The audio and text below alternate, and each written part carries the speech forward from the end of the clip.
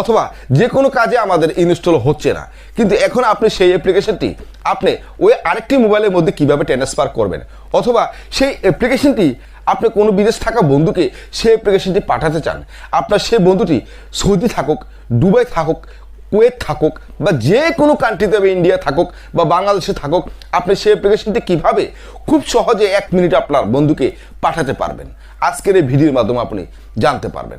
বন্ধুরা, ভিডিও শুরু করার আগে আপনার কাছে একটি রিকোয়েস্ট আমার রয়েছে, আপনি যদি এই পরিবারের সদস্য হতে চান তাহলে এখনই আমাদের চ্যানেলটি নিচ থেকে সাবস্ক্রাইব করে বেল বাটন বাজিয়ে আমাদের পাশে পাশে থাকুন। তাহলে আমরা যতগুলো নোটিফিকেশন ছাড়বো বা ভিডিও আপলোড করব, সবার আগে আমার ভিডিও আপনাদের কাছে পৌঁছে যাবে। আর যদি আপনি অলরেডি আমাকে সাবস্ক্রাইব করেছেন তাহলে থ্যাংক ইউ সো মাচ। তো কথা না বাড়িয়ে বন্ধুরা, চলুন শুরু করা যায়। তো বন্ধুরা, ছোট্ট একটি বিরতির পর আমরা চলে আসলাম মোবাইলের ডিসপ্লের মধ্যে। এখন আমি আপনাদেরকে দেখাবো যে কোনো অ্যাপস বা অ্যাপ্লিকেশন আপনি অন্য মোবাইলের মধ্যে কিভাবে ট্রান্সফার করবেন।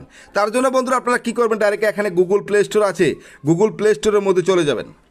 ডাইরেক্ট গুগল প্লে স্টোরে গিয়ে সার্চ বাটনে গিয়ে লিখবেন আপনি ব্লুটুথ শেয়ার। দেখুন BLUET ব্লুটুথ শেয়ার লিখবেন, SHARE শেয়ার।